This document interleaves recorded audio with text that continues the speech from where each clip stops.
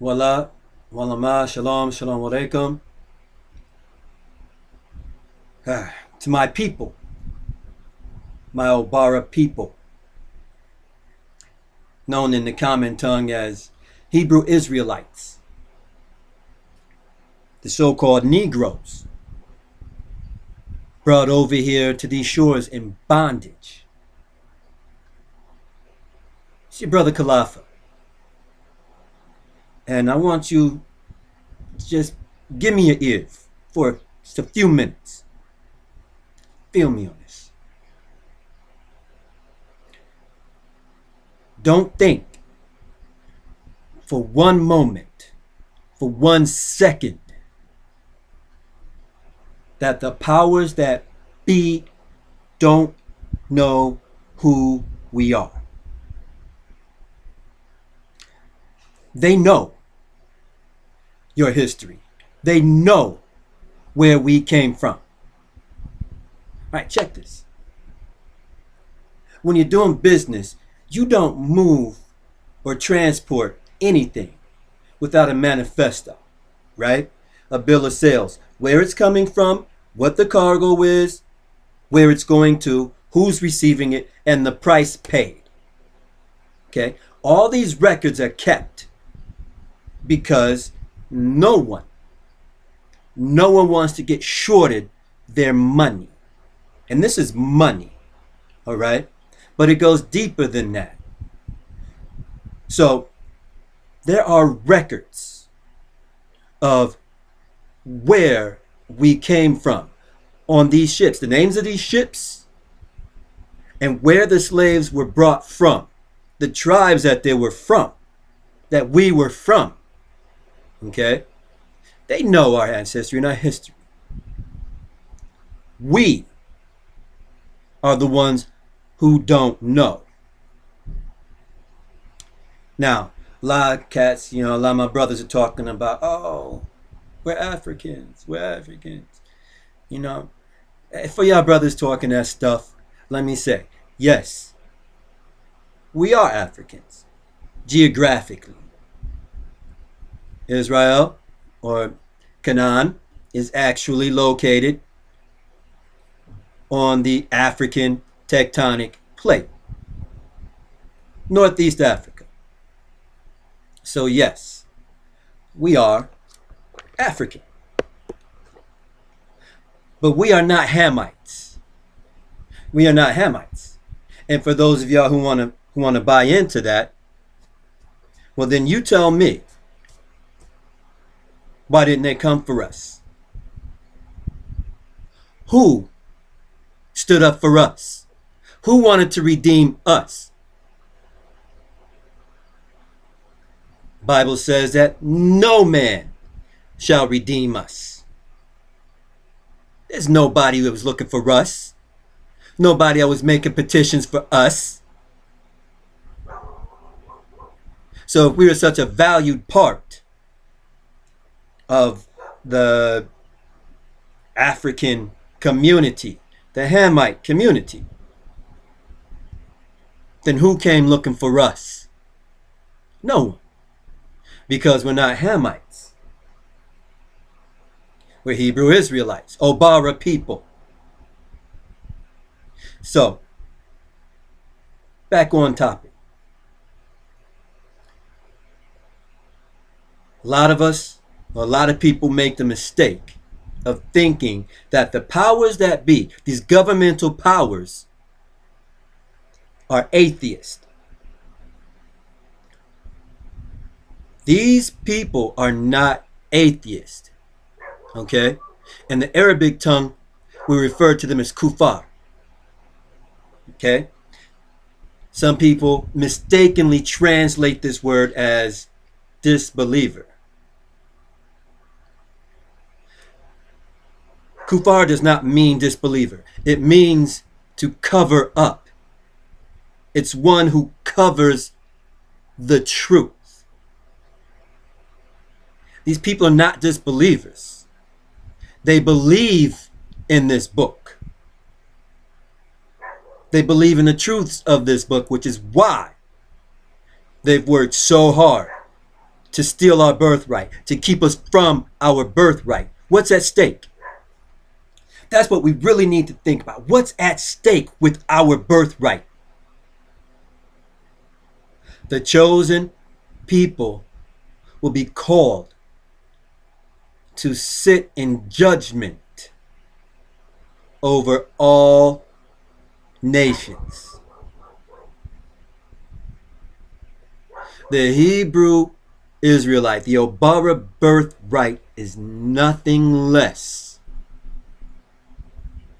than global leadership. Global leadership. This is why so many millions, trillions of dollars, so many years have been put into this. Abu, Shalom. what are the name of these things? We'll call them manacles. But go on. Let me finish this video. Shalom. Well,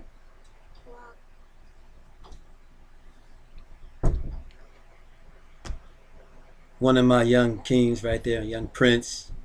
So, this stake is why so many trillions of dollars, so many years have been spent in repressing, suppressing, oppressing Obara people.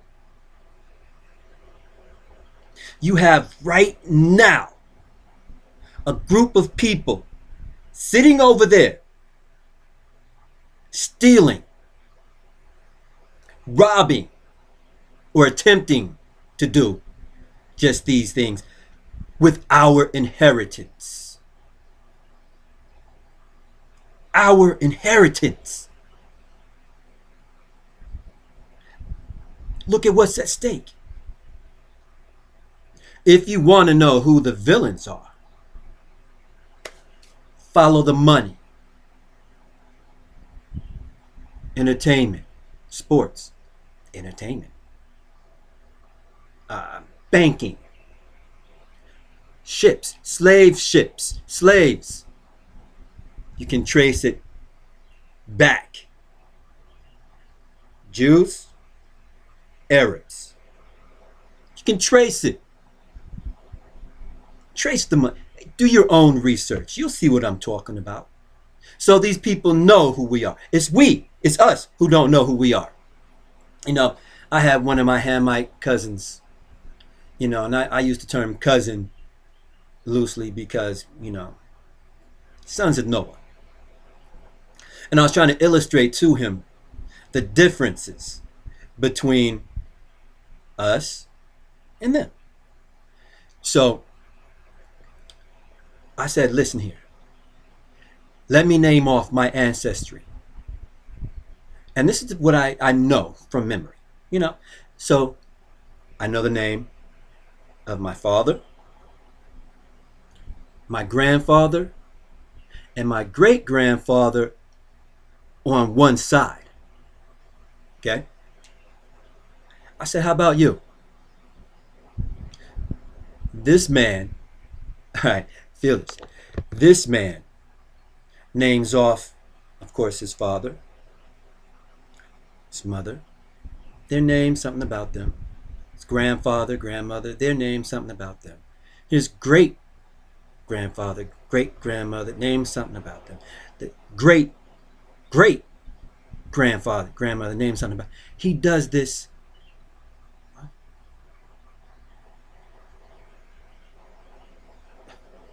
9 generations.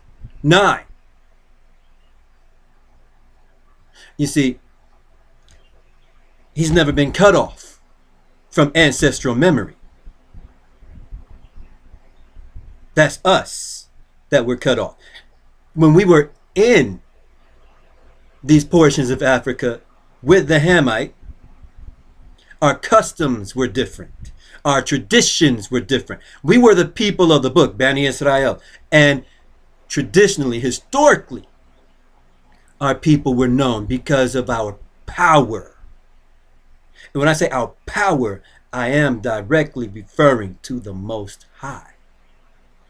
We were known for what the Most High did on our behalf. Of course, until we went all nutsy, bobo.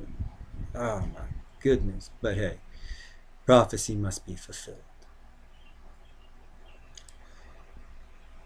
But my point is they know who they are. And they know who we are. They know we are not the same people. They know. Because they know their ancestry and their history. It's us has been cut off. And we were cut off due to, of course, the curse. The curse says we must suffer. Now, I know it's a bit of a rant. Bear with me. These people sitting in these so-called halls of power know who you are, know your inheritance. Look at what they've done. Starting with Nat Turner to your leaders. Look at all of our leadership. From, like I said, Nat Turner, all the way up to El Haj Malik El Shabazz, aka Malcolm X. Look at all of Stokely Carmichael, Noble Drew Ali. You know, all of them, so many of our leaders. Marcus Garvey, you know. After the assassination of assassinations of King and El Haj Malik El Shabazz, the director, the FBI, one Mr. J. Edgar Hoover, made a statement: no more messiahs in the black community. The director of the FBI says no more messiahs in the black community. When he says that, I'm under the impression that he knows that the Mashiach is black. He knows. I tell you, these people know. But they have taken this world as their heaven, as their Jannah, as their paradise. This world. They have forsaken the next world for this one. And that's why they are involved in grabbing everything they can get their hands on now. My people, now it's the time we are about to step on the stage of world history. We are about to step on the platform of global events. So it's time for us to think globally. Start preparing ourselves. Stop thinking locally. This is my block. This is my hood. It's my city. None of this is yours. You shouldn't want any of this. Prepare ourselves to be on the global stage. Stop acting and thinking like niggas. Called to rule all the nations, and we want to squabble about petty stuff, small details. We can't come together over the greatest inheritance the world has ever known. The rest of the world is fighting over our inheritance.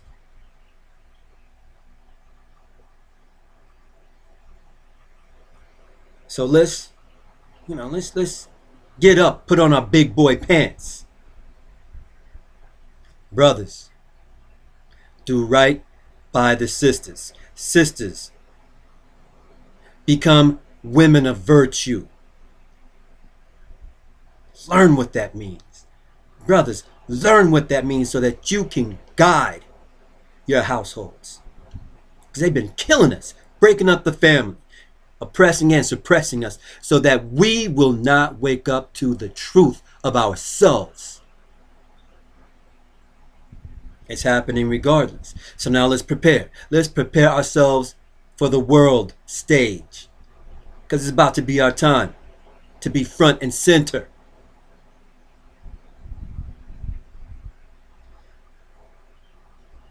My heartfelt advice, especially to you men.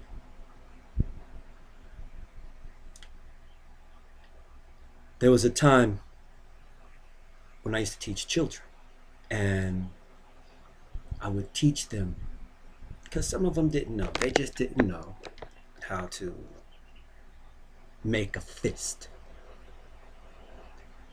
And what I would tell them is think about what's important to you.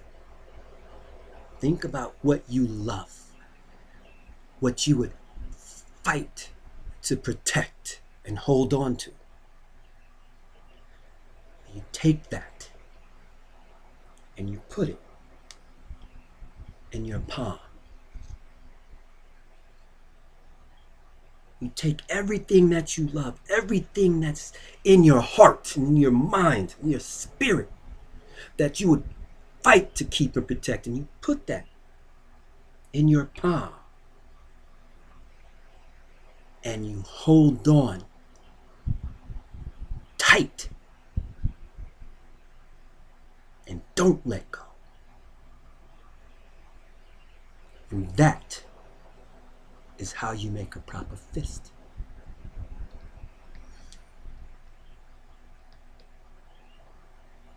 Keep tuning in. There's more to come. Walam, walama, shalom, shalom alaikum.